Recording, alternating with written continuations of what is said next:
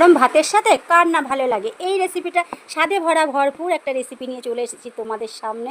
Hello বন্ধুরা, আমি খুকুমণি আজ চলে এসেছি খুকুমণির রান্নাঘরে তোমাদের সামনে একটা সজনের ডাঁটা রেসিপি নিয়ে। খুবই টেস্টি, খুবই ভালো, আশা করি তোমাদের সকলের ভালো লাগবে। চলো যাই রেসিপিটা তোমাদের সামনে শেয়ার করি, দেখবে চলো। আলুটাকে একটু কেটে নিয়েছি, তোমাদের রেসিপিটা দেখাই কিভাবে রান্না করছি।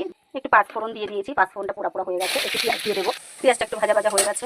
সজনের ডাঁটা দিয়ে আলু দিয়ে ভেতরে দিয়ে দেবো, একটু নাড়াচাড়া করবো।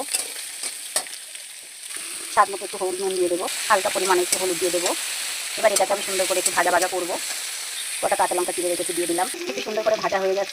পরিমাণ মতো একটু জল দিয়ে দেবো, দেখো আমি জল দিয়ে দিয়েছি পরিমাণ মতো। এবার এর ভেতরে তোমরা একটু স্বাদ মতো লবণ দিয়ে দেবে, যে যেরকম খাও তা দিয়ে একটু ঢাকা দিয়ে দেবো। আমি কটা বড়ি ভেজে রেখেছিলাম, সেটাকে এর ভিতরে দিয়ে দিলাম। দেখো বড়িটা দিয়ে একটু নাড়াচাড়া করে নিলাম, একটু ঢাকা দিয়ে দেবো।